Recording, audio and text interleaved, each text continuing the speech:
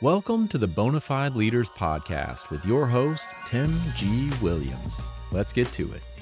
Hello, Tim. Welcome back for another episode. We are at episode 8, which is a part 2 of a previous episode that we discussed on the hiring and selection process. But there were some outstanding concepts that we didn't really cover that you feel are very, very important for anybody in the hiring or selection process, especially at the leadership level.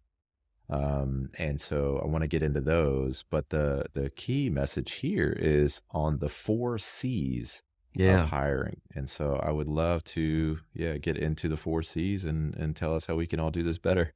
Yeah, absolutely. Really, the genesis and the discussion that we had was around making it comprehensive, making it a strategic process, that it wasn't just, oh, we got an opening, just go fill it. But it was more about having functional leaders, having senior leadership think about, hey, what are the people that we have today in terms of their skill set, their makeup, their background, and what are we going to need for the future?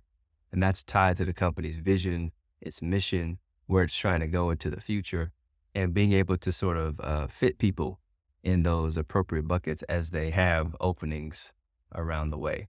Now, we ended up covering bias and my little calculator and all that kind of stuff. That's right.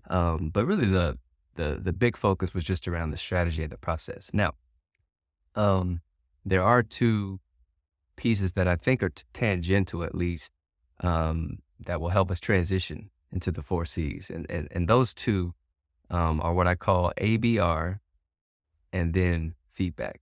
So I want to talk a little bit about ABR and feedback. And as I should have made this comment, I should make it more frequently when we do these podcasts, which is that it's not like, because there's this tendency to think, oh, somebody's an authority on this area, which means they must have never made mistakes in these areas. That is certainly not the case, for me at least. This is a situation where this is about trial and error, and I consider myself to just be a continuous learner. If you do that, strengths finder assessment, I think learner's like number 2 for me. So the idea of learning from my own failures, my own mistakes, what I observe around me, that's what I've tried to do, and that's what's being poured out as we do these sessions. So with that in mind, ABR. So ABR is the concept of always be recruiting. Always be recruiting. As business owners, we know this to be the case because if no one else is talking about our business and our brand, well, who else is going to talk about it? And so we've got to be sort of the biggest fans and the biggest supporters of our brands, of our entities, of our cultures. We guard, right? And we shepherd the cultures that we want to have inside of our companies. And the same thing is true when you think about recruiting. One of the things I tried to do is whenever I was going to be on a panel or whenever we were doing, like sometimes we were bringing people from overseas and they would come in and we would have kind of a little round table discussion or lunch and learns or just taking people out to lunch, I would remind them that sometimes there will be openings inside our organization and we are always looking for great people, always. And so if and when at some point in your career, you have an interest in making a move, keep us in mind because we're always looking for great people. And so the need may not be today, but at some point we're going to be having an opening. At some point you're going to be looking to make a transition. And when you do, we hope that you'll consider us. So always be recruiting. And what that does is that it just keeps you top of mind so that when people are considering a move, they might just reach out to you and apply. So that's the ABR concept. And the second concept is feedback. And this is really specific to internal hiring opportunities. This is funny. The things that you learn in hindsight, it's not like you did it. I didn't do this intentionally. I just did it because I thought it was the right thing to do. But what will happen is that you have an opening and maybe you get 3 applicants for that opening and maybe you narrow that to 2. So 2 are in your final grouping. You take them through the full process. There's going to be one person that's really disappointed because they're not going to get the job. And that conversation is a delicate conversation when you tell them that they're not getting the job. But what I always wanted to do was to make sure I gave specific, constructive feedback that would help that person be more successful the next time, whether it be a job in my shop or a job in somebody else's shop. And what happened when I would do that is that the people were so appreciative Mm. of the feedback.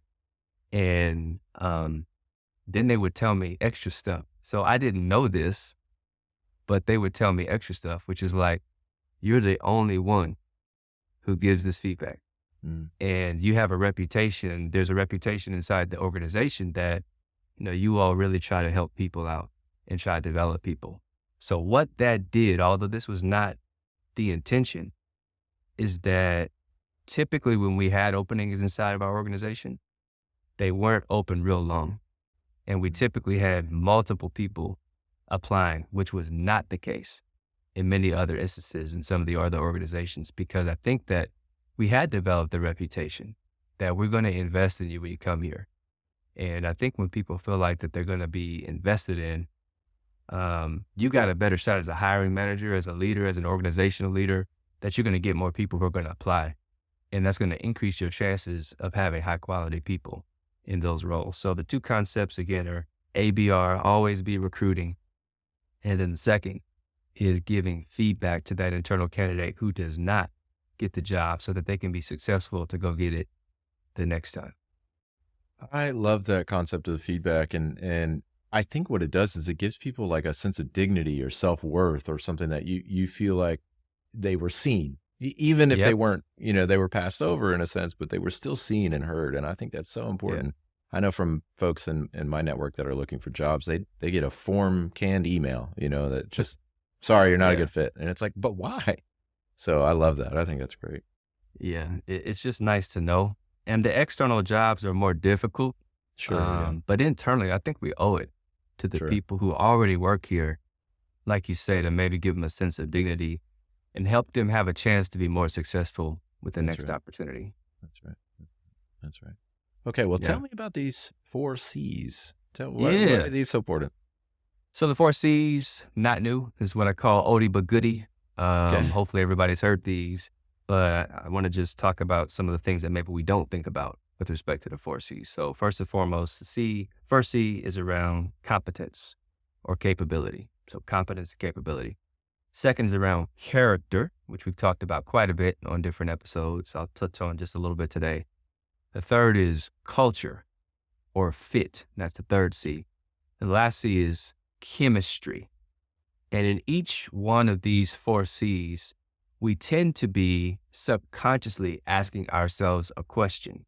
And that question that we're asking the person or asking of ourselves, of the person we're kind of evaluating, assessing, right, if they're the right fit. On the competency, we're asking ourselves, can this person do the job? And can they do the job well? Second question around character, we're asking, is this a high quality person? Around culture, we're asking, are they going to be able to fit here in this organization? And then the question about chemistry is, do I like the person? Okay. Yeah, those are the internal questions that I think we're wrestling with as we get ready to go through those 4 C's. Okay. I like that. Competence being, you got to be able to do the job. That's why we're hiring you. So, but there's a lot more to it. There's personality fit. There's so much. Yeah. Awesome. Yeah. When I think about competency, I think most people do too, like you just said, it's just so intuitive. Like you got to be able to perform the task that's being asked of you, whether you're a welder, whether you're a chemist, whether you're an attorney, whether you're a financial manager, whatever the job is, right? You got to at least be able to do that. So competency is, can you do it? And I think there's a way to look at it. When it comes to competency, we'll talk about that one in a little bit more detail. For a new college graduate, oftentimes is strictly your GPA, the degree you got, school you went to. And maybe if you had some internships, some relevant work experience, that's what we're looking at for a lot of those entry-level jobs, maybe 0 to 3 years of experience. That's what we're looking at.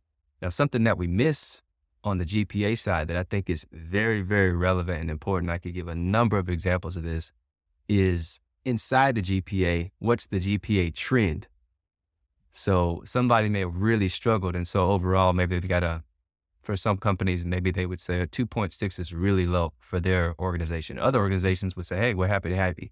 But let's just say it's a person's got a 2.6. Well, maybe the first 2 years were a real struggle, or maybe the first semester was a real struggle. But what's the trend line of the GPA? That's one. The other piece of the GPA is inside of a major. And so, how well you did in your philosophy courses may or may not be relevant to your ability to do this technical job I have over here. And so that's something I think we don't always dig into. We just look on the face of the resume. We just see the straight GPA. And then sometimes we just look at, the school they went to, and we sometimes overweight that or we underweight that. And I could spend a whole podcast talking about that. But that's the entry level job and competence. Just as a quick aside, I think there's so much debate about the role of college in today's workforce, and there's just a bunch of talk about that and how much you weight GPA. But I guess I just wanted to say thank you for mentioning that as a 3.1, a solid 3.1 in all my degrees. But you are competing against some people at 3.8, 3.9, 4.0 from top level schools. And so I guess, so the question, but you kind of addressed it, was how much do you weight that really when you're looking for a great a player on your team? So anyway, that's helpful. And then competence, I started with competence because it actually is the most important, and then I would say character is next, and we'll talk about those. Competence is also, in most cases, the easiest for people to sort of evaluate, because you could argue it if you're just looking at GPA, particularly for people who are coming out of college. You got facts and figures and numbers. Did they graduate or didn't they graduate? Did they meet the GPA requirement or did they not meet the GPA requirement, et cetera, et cetera. But as people gain experience, which is the majority of the people who we're hiring, okay, well, now what do we do? Well, experience and competence are directly correlated, meaning as an interviewer, I want to know that you've had direct experience doing the job that I'm hiring you for, or you got direct education plus experience, or you're proving to me that maybe you haven't done a lot of that job, but you've done some of it, maybe on project teams. That gives me some confidence that you can do what's being asked of you. But clearly, if I'm hiring someone to be a director of operations and they hadn't touched anything around a supply chain, or they don't understand what inventory is, probably not a good idea to hire that person on, right? Because there's a basic level of competence that we've all got to have. The other thing about not just competence, but I would say all these, is sometimes what happens, and I've definitely been guilty, is that we overweight, particularly competence. And that causes us to underweight the other factors. And so when it comes to competence, I'll give you a really good illustration. Years ago, back in the late 90s, I had an internship with a major airline company that everybody would know. And this particular company asked me and two other interns to evaluate their hiring and selection process for reservationists. And the reservation is probably hard to relate to this today because, of course, we book our flights online. But there was a time when we actually picked up the phone and we called people and we said, hey, I'd like to go to Boston today. Can you make that happen? I can't imagine that. I'm too young for that. Yes. There was a time when that's the way it happened. And then before that, you actually called a travel agent, and the travel, but anyway, that's a whole nother. Never done that before either. So, see, we're diverse, right? We're trying to reach a wide audience. Yeah, exactly right. So these reservationists, if you think about someone who's answering the phone, it's like almost any customer service person today. When you talk to a customer service person, what do you want? You want them to be friendly, have a warm voice on the phone. 2, have enough competence to solve my problem. So when it comes to reservations, that's the ability. And as interns, we got a chance to actually go into the system and see the prompts and the screens and how to navigate those. Were not difficult. Okay, these were things that any high school kid could do at the time. And then I also want to know, are you able to think on your feet? What if they said they want to go to Boston and arrive at 3 p.m. and you're almost done booking, but now they change it and they say, oh, actually, I gave you the wrong day. I need to make it for, next week instead of this week. Okay, so can I think on my feet and adjust? I think those things are way more important. And I certainly thought those things along with the other 2 interns back in the late 90s. So we put our report together and we said, why is it that to be a reservationist, people have to take an aptitude test? That was actually a core requirement to be hired as a reservationist. And we would see person after person after person eliminated, despite being highly capable in the simulations that they did on the phone, moving through the prompts. And it's like, isn't that far more important than whether or not somebody has an above average IQ? That's my point, is we overweight for competence. And to the credit of this airline company, they actually went and changed a number of their hiring processes around their reservation team. But that's what I mean, is that we sometimes look for stuff that we don't even need to be looking for when it comes to competence. That's not relevant to doing the job of a reservationist trying to get people's flights booked. Okay. But then a very significant component after that, which we've talked about before, is character. And so how that supports competence, but also leads into some of the other aspects as well. Yeah. So around character, hey, do I think the person's going to lie, cheat, and steal from me? Is the person a high quality person? And you're trying to answer that question. Can I trust this person? Basically. And the character piece, as well as culture, which we'll talk about in a second, I think those are more difficult to measure. And this is why we have to work really hard at designing it into the process. So one of the things that I like to ask people is, first of all, a behavioral question. One of the things I always tell people to avoid in interviews is don't ask yes, no questions by and large. And two, don't ask about the future, because I've never, ever, in the hundreds and hundreds of interviews across literally the world that I've interviewed people, I've never had anybody tell me, no, I don't think I could do that. I've never had anybody tell me, no, I'm not a hard worker. I mean, if you ask people those questions, they're going to give you the affirmative answer that helps them get the job. So behaviorally, what I try to do is say, hey, can you tell me about an experience where you really had to go the extra mile on something? Like you had to put in a significant amount of commitment in order to get that particular task or project across the finish line. Then when they tell me about it, I don't just stop there. Then I go, hey, tell me about your role in that particular project. Were you the team leader? Did you have a functional responsibility? How often did you all meet? Were you responsible for setting up the meetings? Who else was on the team? Hey, how did you relate to that person on the team? Hey, what was a difficult part of going the extra mile? How did you feel internally as you went through it? And then how did you address those feelings getting through it? Like I probe exceptionally deep to try to really understand commitment, if that's what I'm going for in this example. How willing is the person going to be in my environment to go the extra mile, if that's something that you value? Or maybe, for example, an executive assistant. I had, I think, 9 or 10 different executive assistants over a period of time. Guess what? They have access to my credit card, my corporate card. They order gift cards on my behalf that we may give as encouragement, right, to people. And I've got to be able to trust that you're going to protect my passport, my credit card information. So I don't ask them, hey, will you protect my credit card information? No, of course. They'll tell me yes. So what I do instead is I say, hey, tell me about when you've had to honor confidentiality without revealing the confidential situation. Can you just talk about how you managed that? So one of the things that I would love to hear is, oh, I lock my doors every time I go to the bathroom. I lock every single drawer. Okay. All right. That makes me feel good, right? As opposed to the person who says, I don't know what you mean. So these are some of the ways that we kind of tease out character in the hiring process. Yeah, I like that you said it's not easy to measure, and everybody wants a quantitative scorecard at the end of the day. I mean, you even have a calculator, but character is really, really tough.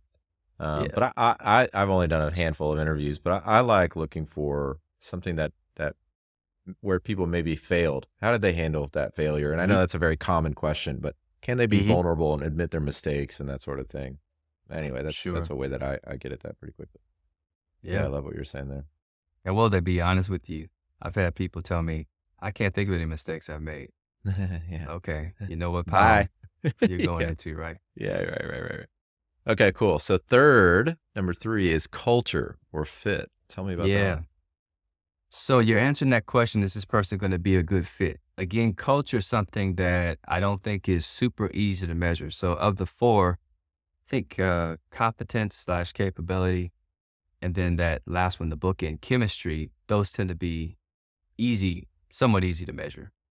Culture and character, not as much. And so what do I mean when I talk about culture, and how do you assess that as the interviewer or the person responsible for assessing that in the process? First things first is that the interviewer's got to assess your own culture. You got to have a really clear picture of what your culture is before you even step into the interview process, or before you do that first phone call or that virtual interview. So one, do you have a tops down or bottoms up type of a culture? Do you have a lot of formality, or is it pretty informal? You know your work team. Do you all work to live, or do you live to work? Do you focus more on the task, or do you focus more on the relationship typically? Do you expect people to work long hours, right? Even over the weekends and late nights? Do you have tight controls and hierarchical in terms of the way that you do things? Or is it more of a free-spirited, an entrepreneurial kind of a system? Do people get to work from home 3 days a week? These kinds of things you got to have clarity on before you go and start to assess, okay, now let me ask this of a person. Because if that isn't crystal clear for you, you're going to struggle with assessing, how well do they fit in the culture? So culture to me is not the same as do I like the person. That's more of a chemistry thing. Culture to me is this person going to support the culture that we have in place? Are they going to disrupt the culture that we have in place? Are they going to reject the culture that we have in place? Are they going to challenge the culture that we have in place? These are the types of questions I think we're trying to assess. And for me, I'm asking work environment type questions. Hey, where have you thrived? And what work environments have you thrived? And what work environments have you struggled? Tell me about the kind of manager-employee relationship that's worked really well for you. Tell me about the one that's worked less well for you. Tell me about the team dynamics and how you relate to different team members, and managing stressful situations, because if I know, for example, I've got a really high stress environment, that's important to know. I'll give another example. There was an accountant that we hired who did very well by everything that we could tell based on the resume. And so we brought them in to do a cost accounting job. And keep in mind, they had worked at smaller companies. I don't know that any were Fortune 1000 size companies. These were more, mid-size to smaller companies. Came into our environment, and I'm guessing because I was not a part of this interview, but I saw what kind of happened as the person eventually fizzled out. We had a sink or swim environment. And there's not a whole lot of people around that's going to help you. The expectation is you're going to come in and figure it out. And this person struggled because the processes, the terminology, different industries, semiconductor versus what they had come from.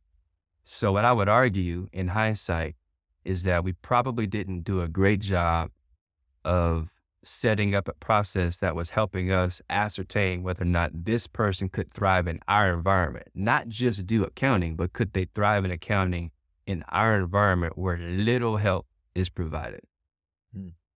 Do you feel that culture has become more important over the years? It seems, just from my youthful experience, that that's a really big deal now. And a lot of, kind of brand marketing is all about creating a good employee experience and that sort of thing. And that employees, especially younger folks, are kind of demanding that. They want this really fancy, office environment. They want the cafe. They want the work from home, all that kind of stuff. Do you find it's more important now than it's ever been, or is that just my... So.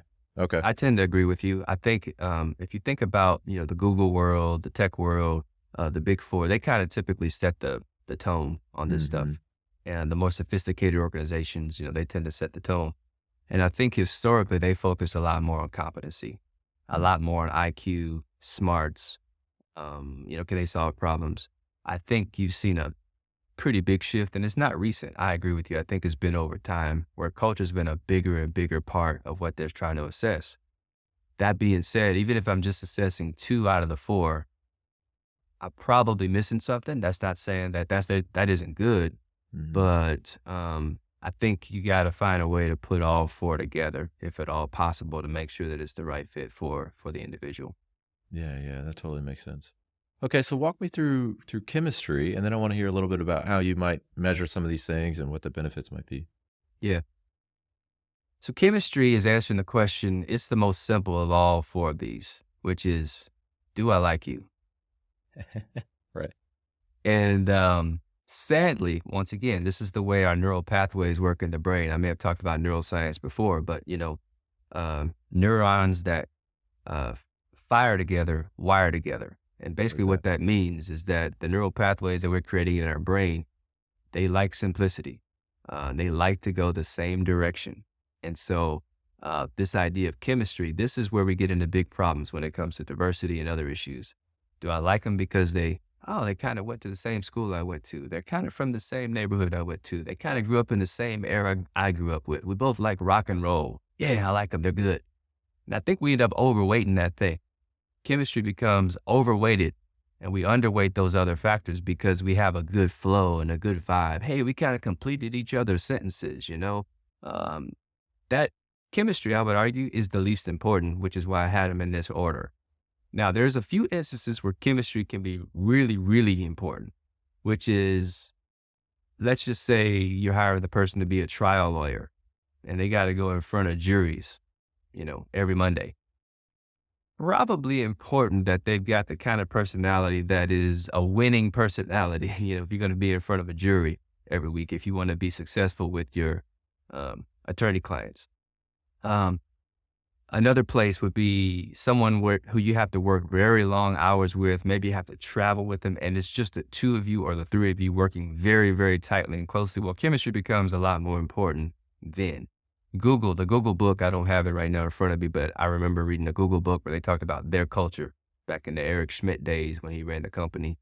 And the question that they would ask themselves, if two candidates were a tie, they would ask them, if I have to be stuck in an airport for hours and hours at a time or stranded with someone on a desert island, who would I rather spend time with? And that's the person who you would go with. And I think when it's used best, I think chemistry ought to be used as a tiebreaker, not as one of the top three factors, because in most jobs, right, even the people that reported to me, we have a staff meeting every week and I do a one-on-one with you. Outside of that, we're not spending tons and tons of time together, but you are spending a lot of times with the business unit teams, the engineering teams, the development teams, the manufacturing teams. So chemistry is not so important as relates to me. It's more about your fit, which is a culture thing with those other teams that you're going to be working with. Chemistry can be important, but I think we sometimes overweight it because we like a person or don't like a person. We discard them if we don't like them. We take them if we like them. And I don't think we ought to do it that way. That's really helpful. Seeing it as a tie break, I think that's super helpful because the other three, to your point, yeah, you're not spending a ton of time with this person. So make sure they can do the job, make sure they fit in the overall culture. And then, just assess if they're a good person or not. Yeah, I like that. Yeah. Okay. Yeah. So how do you go about measuring some of these things? We talked a little bit about the calculator last time, but, is there just ways that are pretty simple for somebody to kind of get an assessment of each of these characteristics? Well, GPA, we talked about already, for new college graduates. We talked about the trend of GPA. We talked about experience. And the big thing for me with experience is just, behavioral interviewing techniques, meaning tell me about a time when, and then go really, really deep. And if you find that the person's really struggling, they're grasping because maybe they don't have the experience to talk about the past. And I'm a firm believer that when it comes not to stocks, I was a finance major, but when it comes to people, absolutely. Past performance is 100% the greatest predictor of future success. That's not to say people cannot rebound. That is to say, though, that the person I hire today is probably not going to be real different a year or two from now, or 3 years from now when they're changing and going to something different, barring major life change circumstances, right? You have a death in the family, the birth of a child, you get married, you move, right? Something traumatic. But generally speaking, people don't change dramatically quickly. So those are the things that you're kind of looking for, I would say. But, Obed, want to say something? I like that space of leaving room almost for a redemption narrative, if you want to call it that. Just Sure. letting people can change and do better, but it's maybe not as common as we want it to be. People can look. It just depends on the job too. I'll give you another good example. I hired someone into a role from a competence standpoint. They weren't there, And I knew that when I hired them. This person was somebody I knew would work exceptionally hard. And in this particular role where they're working with new products in our factories, that was a really, really critical piece. Was it somewhat painful for maybe me more than I wanted to? I had to spend more of my time sort of hand-holding that individual. Yes, but took a risk on the person, you could say, and you could almost say it's a bit of a redemption because it's not like they did great in the job before. But I felt like for this job, they could do the job sufficiently and really what I call block and tackle, do gritty work that very few other people around wanted to do at that time. And I thought that risk was worth it. So when it comes to people who've had some checkered backgrounds, what have you, no, we can't just give up on everybody because they've had some mistakes along the way. I think it's just a risk reward kind of a thing. That's the way I try to look at it. I like that. Well, as we close, any final thoughts on this hiring and selection process that you have? Yeah, I'm gonna make a little bit of a plug for coaching, which is some people may have been listening. And they're like, "Yep, 4Cs, get it. It's part of what I do." Or maybe somebody's like, "Yep, I get it." Not necessarily using it. But let me talk about, sometimes there's not it's not like we're missing knowledge. Sometimes we're missing application of knowledge. And the question that we got to ask ourselves is what's getting in the way? What's getting in the way of us doing what we know to do? And in coaching school, we learned about this model, which is, getting someone to have a behavior change. And with almost every single one of my clients, there's two factors that people typically bring up: time management and then the idea of change. And it's a mindset change, which through the process of coaching, I work with a number of my clients on both of these things. Invariably, almost every client, I have a client right now, we're right in the throes of dealing with time management as it relates to their development and their ability to be the best that they can be. And part of it is that there's a lack of awareness. Typically, we can't really make a change until there's at least the start of some awareness. And then even when there's awareness, I'll give you a good example for me. I'm aware that me and my wife haven't sat down to do our little budget financial review in some time. But I keep putting it off and keep putting it off, and I haven't made the change. Why haven't I made the change? Because it hasn't become important enough yet. And I haven't gained the confidence that I actually have a template that I want to use that's going to make me feel like this is a good use of our time. That's why I haven't done it. So if you ask yourself the question, why haven't people employed the 4Cs? Sometimes it's due to time. Sometimes it's due to importance. We haven't prioritized it. And sometimes it's due to just a lack of awareness. And so hopefully through hearing today, the awareness has been provided. And then hopefully people can see that there's some benefits that are going to come. You're going to get greater efficiency in the process when we hire with this kind of a framework and a mindset. We ought to get reduced cost due to lower attrition because we're matching the right person for the right job. We're going to have probably better and stronger company and organizational performance when we're doing this collectively, not just one at a time, but collectively following this kind of a process. You're going to have credibility in the organization because you get hires right. And that goes a long way. And there's a greater likelihood that when you have future openings, you'll get, quality applicants because of this process that you're following. So those are, to me, maybe some takeaways that there's some benefits that accrue when we have a process that kind of joined this episode with the last episode that we talked through. I'm glad you mentioned coaching because sometimes you can have all the knowledge in the world, but to your point about application, we all need a little bit of help to just apply it to our situation, but also just create space to devote to it and work on some of these things. That's not a part of our daily flow, but creating some carved out time. And a coach is a perfect person to help do that. Yep. Awesome. And for those interested, love to partner with you as a thought partner on making progress, not just here, but in whatever area of life professionally that we're trying to grow and develop in. Amen. Well, Tim, thank you very much for this episode. I am so excited to get this out into the world so people can hear more about the 4Cs and learn to hire and select people for their team a lot more confidently and a lot better. We will see you next episode. All right. Sounds good. All right, see you.